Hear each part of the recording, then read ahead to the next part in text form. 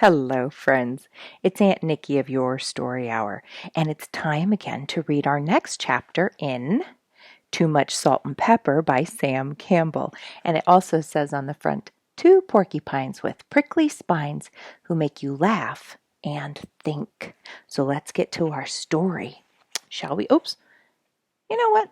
I don't usually show you guys. There's a picture of Sam Campbell on the back holding one of the raccoons. All right. Usually I hold it so you can see the front of the book, but we'll see today. I'm in a different spot, and I know some of you guys ask, why am I in a different spot than where I normally read? And it's because the family is doing a big project, and that room is currently in use. So let's get reading.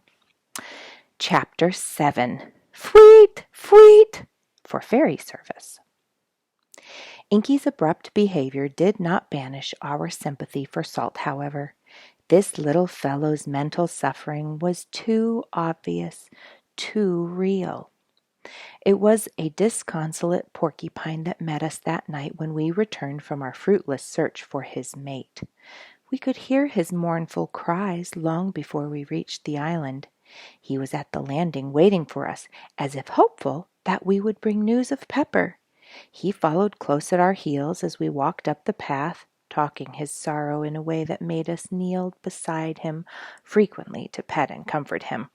But not even Jenny's lullaby song could give him peace. Even as she held him in her arms, swinging him to and fro in the manner that made him so happy in times past, he emitted his mournful little cries of loneliness. It may be that we human beings learn things only when facts come to us in a way that hurts a little. It hurt us to see Salt so grieved. We had seen Salt and Pepper play together and laughed at the fun they were having, but we had not been impressed with the serious and sound nature of their friendship. Now Salt's heartache echoed a pain within our own hearts. We knew how attached he must have been to be hurt so deeply, and we understood. Never again would we doubt the affection of porcupines for one another. Nor did the fact that Pepper would leave Salt dispute the presence of devotion in her heart. We recalled now how through days and nights she had been endeavoring to take him with her, coaxing him towards the woods. The wildness had won. Yet we could not doubt that wherever she was enduring the same loneliness we were watching in Salt. Throughout the remainder of the night, Salt called and searched.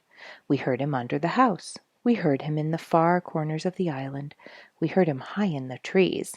For a brief moment there was his crunch, crunch, crunch on the front door sill, but there was no double crunch. He moved on.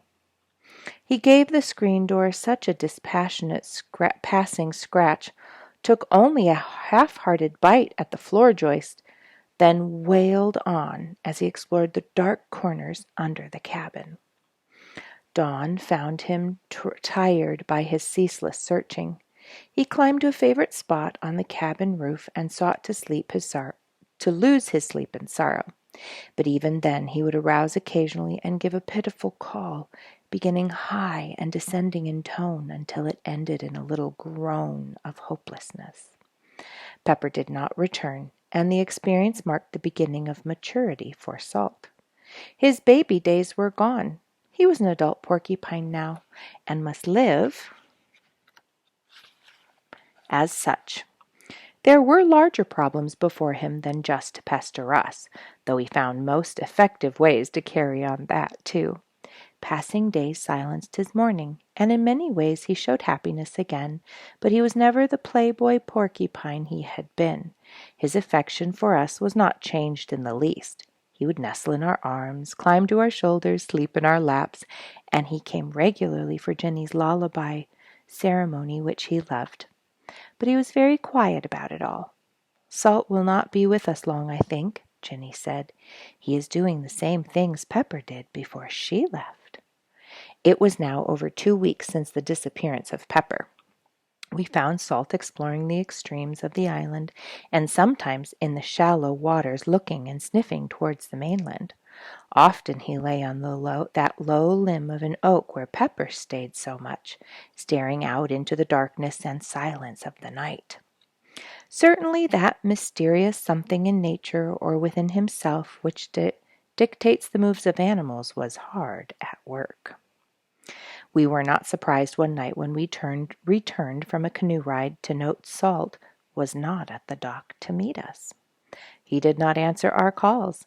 He was not under the cabin nor on the roof. Bread left on the back step for him had not been touched. "He's gone," said Jenny with conviction. Yes, he was gone. We searched the island, but he was not to be found. That which we had hoped for, and yet half dreaded, had happened. He was pushing back his horizons, expanding his world, and this was as we would have it.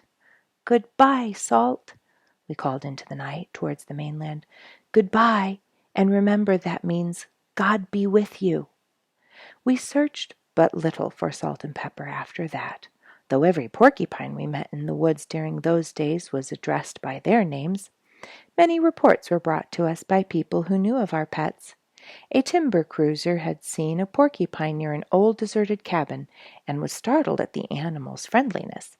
We went to the cabin, but the animal had disappeared. A neighbor had a big old porcupine settle under his house and was astonished when the creature came up and scratched at his door. That scratching sounded promising, and we went on the double quick to the cabin. But the old porcupine we found there resembled neither Salt nor Pepper, and would have nothing to do with us. A fisherman saw 2 porcupines along a lake shore and noted how the animals walked far out on a log as if trying to reach his boat. We bent our canoe paddles to like bows to reach the place in a hurry, but no porcupines were found. The news of Salt and Pepper's wanderings produced another sharp reaction. "They can't do that to me," wrote Carol in a reply to our letter. "Don't they know it is only 482 hours and 36 minutes until I'll be there? Now it's only 35. My watch is 5 minutes slow, so it's only 30. They must hurry back. I want them right where I can grab them up and hug them, quills and all." We hoped it could be as she wished, but we learn to command nature to do just as she pleases if we want to be obeyed. She does not bend herself to our whims. Our realization gave us much satisfaction. If Salt and Pepper, either one or both, were there to greet Carol, it would be from choice. It would not be because they were on an island from which they did not know how to escape. They were on their own now, living a life of freedom and responsibility. They were entirely independent. Their decisions and actions would be purely porcupine in nature. We promised Carol we would wire her if and when the porkies returned. I have often said that those porcupines had the most uncanny sense of what they shouldn't do, and the greatest determination to do it of any animals I have ever seen. Their sense of humor was mixed with intuition and a certain maliciousness. They always did what we hoped they wouldn't do. And our next porcupine adventure was certainly of this nature. Got to shift, folks, sorry. The camera's shifting and I want to get it resettled. Okay. Across a little stretch of water from our island, on a point of land, live our nearest neighbors. They have a lovely little log cabin standing in the midst of a stately young red pines. Better neighbors could not be found. They seldom borrow, but were always willing to lend. They never impose, but are always anxious to favor. Sorry. They mind their own business and like it. We seldom exchange visits, though through the years we have felt a friendship that is fine and satisfying. The last thing in the world we would want to do is to annoy them or impose on them in any way. Imagine our concern one fine August evening, then, when we were paddling by our neighbor's cabin and heard him saying in an excited and distressed sort of way, "Now go on! Get away! Don't climb on me! I don't want you! Get up a tree. Ouch! Stop biting. Get back there and let me alone, or I'll pull every quill out of your hide. Quills, biting, climbing a tree? Only one living thing could call for such words. We'd better hurry, said Ginny with concern. I answered with a stroke of my paddle that sent our canoe towards our neighbor's pier. We landed hurriedly and went towards the cabin, flashlights in hand, to find just what we expected and feared. There was Salt, champion pest of the universe, working overtime at his talent. My neighbor had a bucket in his hand and was trying desperately to get to a nearby pump while Salt whirled about acting tough and occasionally making runs at the man. Inside the screen door, the lady of the house stood looking out helplessly. Is this thing yours? Demanded the man in tones that were remarkably friendly, everything considered. If it is, take it away from here. Take it a long way off and don't let it come back ever. Yes, that thing was ours. Salt recognized us and came running to meet us. He grunted happily in greetings and reached up his front feet to be taken. Salt, you old scamp, I said, embarrassed at the whole situation. Of all places, why did you have to come here? What have you been doing? What has he been doing? Challenged my neighbor. Just making life miserable for us, that's what. And then, while Salt sat contentedly on my shoulder, chewing on my head, we listened to a story that made our apologies sound woefully inadequate. Our neighbors had been sleeping on their screened front porch, resting wonderfully in the famed quiet and coolness of the north woods. Right in the middle of their deepest sleep and finest dreams, they had been awakened by a call just outside the screen door. Honk, honk, honk had come, the sound sharp and startling in the still night. The people sat up and listened. Again the call, almost beside them. Flashlights were pointed through the screen, and there sat a porcupine looking in at them, obviously quite friendly, and not the least bit surprised by what he was doing. Puzzled, our neighbors returned to bed and tried to sleep, saying, "He'll go away in a few minutes." But the porky didn't go away. His calls grew louder and louder. When the neighbors buried their heads under covers to escape from the annoyance, a new sound demanded their attention. Crunch, crunch, crunch came from the door sill.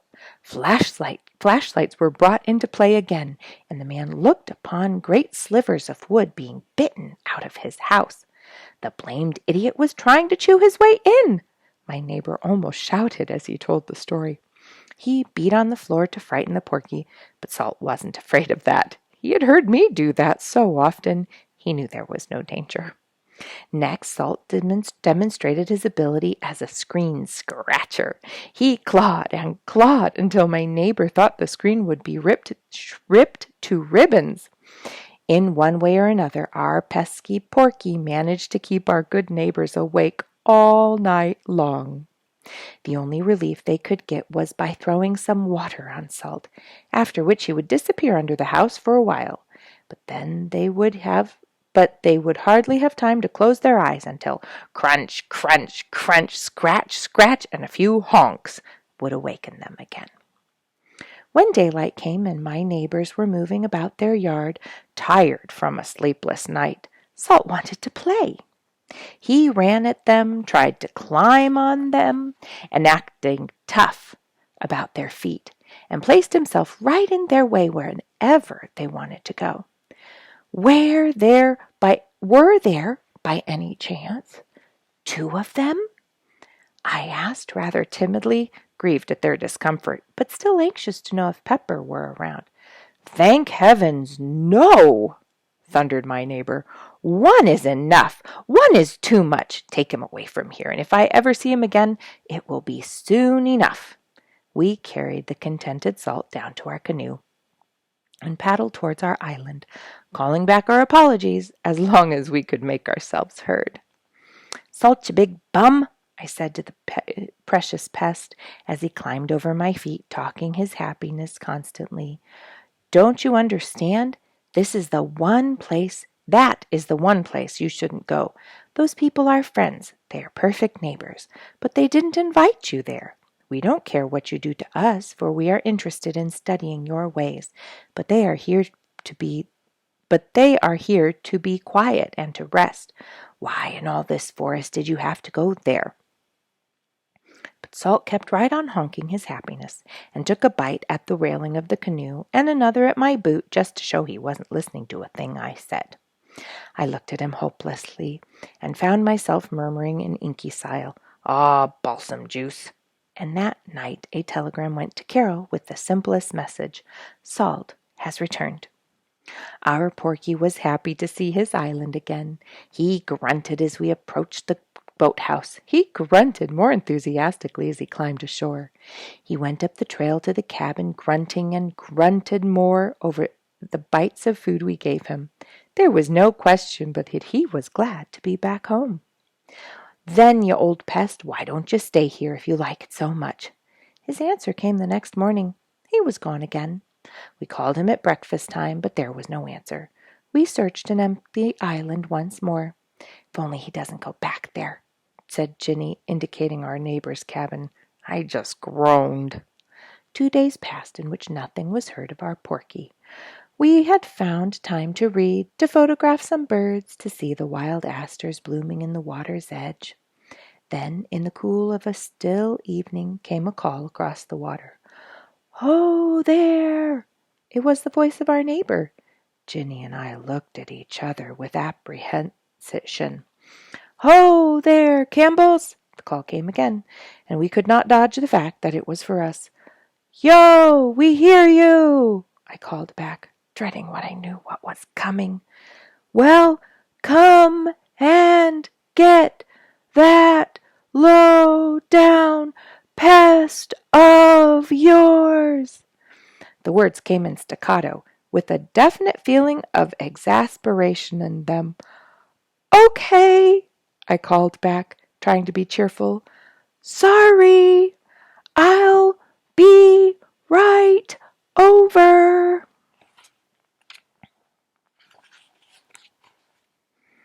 I got in a rowboat and went across the stretch of water as fast as I could, one oar squeaking to the rhythm of my strokes. It seemed an endless distance over there, and in my imagination I fancied Salt had our neighbor down, jumping on him. No doubt the front door was chewed entirely off the house, the screens stripped to single wires, and many new inventions of impishness carried out by our talented pest. It was almost that bad. There was Salt acting tough, our neighbors looking at him helplessly with no sign of amusement on their faces. They had endured another sleepless night. Crunching, chewing, scratching, honking had been their lullaby all night long, and it hadn't produced any rest. During the day Salt had rested, but now he was afoot again, with such vivaciousness that they feared it prophesied another night without sleep. "Could you take him and keep him long enough for us to get a little peace?" my neighbor pleaded, his mildness making me feel worse than if he had given me the reprimand I expected. "We are tired. We came here to rest, and we need it." Bubbling apologies and promises, I took the triumphant Salt on my shoulder, and while he chewed contentedly at my head, I got on into the boat. He was quite playful and bit at my fingers as I pulled on the oars, chewed at my boots for a moment, acted tough a bit, and then went to the bow where he stood, looking towards the approaching island, grunting contentedly. He was happy when he saw the boathouse, happy when he saw Ginny, happy when he reached his favorite trees, happy at the cabin door. And here's a picture of him riding in the boat. "Why then, Salt, why don't you stay here if you like it so well?" I reasoned with wasted breath. "The one place you shouldn't go, you go. Don't you know that man would be justified in blasting you out of your hide? The only reason he lets you live is because of his friendship for me." But it was hopeless. Salt was contented with all that was happening. Even the buckets of water that were being poured on him at the neighbors' cabins were part of the program. At least he enjoyed the attention. That night we put him in a cage. We disliked to do it, for we had never kept him confined, but we had to have time to think, to reason our way. through the new problem. So we put him in a good-sized pen, gave him plenty of food and water, and left him. The next morning the wood framework of the cage had been chewed to splinters, the wire cut, and he was gone. We were desperate. That day we went on a porky hunt again.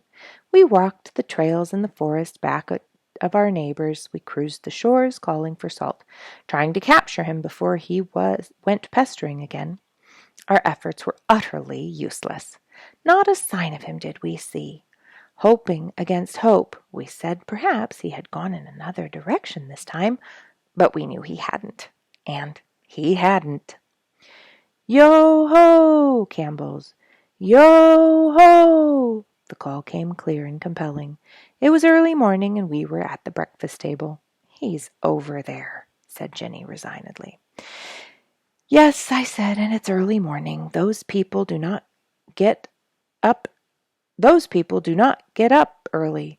Probably Salt has had them awake all night. Yo-ho, Campbell's! Came the call again, a little stronger. I went over, and the worst was true. Salt had put in a marvelous night. My neighbors had put in a miserable one. Buckets of water had failed to drive him away. In fact, it seemed he enjoyed the shower bath. I was humble in my helplessness. Apologies were no effect. Something had to be done. This could not go on, but I was struck with admiration at my neighbor's good humor. I'll get rid of him, I had said, trying to face the problem fairly. I have no reason to annoy you people with my interests and enthusiasm. I'll take him so far he will never get back again. No, said my neighbor kindly. We don't want you to do that. We like Salt. That is, a little. If you will just come and get him quickly, we'll all try to cooperate. Now, I found a whistle. And he exhibited a little metal whistle that had a very shrill note. His idea was that when Salt first appeared, he would blow that whistle, and I would come as soon as possible. I thanked him for his kindness and patience, and I agreed to his plan, provided he would promise not to spare me. He must blow that whistle when Salt first appeared, day or night, rain or shine, so that I could remove him in the quickest manner. I feel sure he will get over this soon. As fall comes on, he will take to the woods, and none of us will see him, I said, speaking my hopes rather than my convictions. It was agreed that this program would be initiated. To test the whistle for carrying power, he was to try it when I had returned to the island with Salt. Certainly it had a most penetrating tone. I could hear its fweet, fweet, fweet as he tried it out, and realized that no sleep, wind, or weather could keep that sound from me. I called back with an "Okay" to my neighbor. Within 2 days, Salt had left the island. There was delicious silence in his regard for a few hours, and then, fweet, fweet! Out I went as promised, crossing the water in my rowboat with the squeaky oarlock, hurrying to relieve my neighbor of the bequilled pest. There he comes to meet you, my neighbor called as I pulled into the pier. Sure enough, there came Salt out onto the pier and into the boat. He just arrived, commented my neighbor good-naturedly, and I guess he expected you. Back I went with Salt to the island. I was grateful that I could get him before much annoyance had been caused. This was going to be a fine system, this whistle plan. It was a fine thing, if I could endure.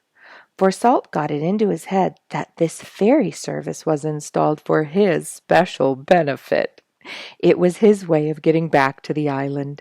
He concluded that it was all right for him to swim away and go off on his secret missions into the forest, but when he wanted to return, the thing to do was to go to my neighbor's, crunch on his doorsill, scratch his screen, honk a few times. Then this man would blow a whistle. Soon he would hear the squeak of an oar, and it was time for him to go down to the pier.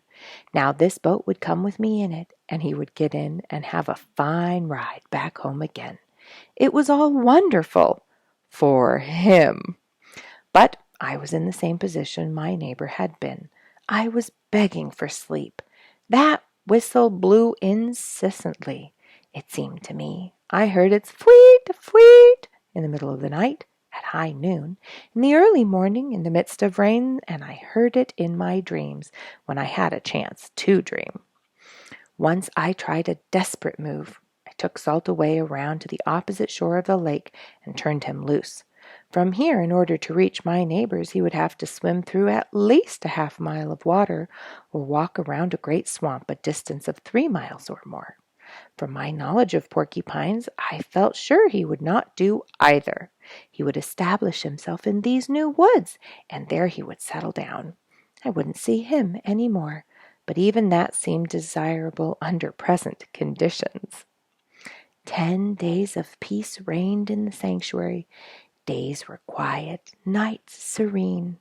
I guess we have solved the Excuse me. I'm yawning and they're talking about sleep. I guess we have solved the problem at last, Jenny said at breakfast one morning. Seems a little lonely without Salt, but it is better this way. I nodded, but even as we sat there, out in the morning air, we heard, "Fweet, fweet." "No," said Jenny, "it couldn't be that whistle. It must have been a bird. But fweet, fweet." The whistle insisted it was itself in person. Out I went to the rowboat with the squeaky oarlock and across the water to our neighbors. There was Salt on the pier, grunting his gratitude for the fine ferry service. "It's a nice day," I called to my neighbors. "Fine," he said. "Honk, honk," said Salt. But in the midst of our annoyance, we had to pause and realize what that porcupine had done.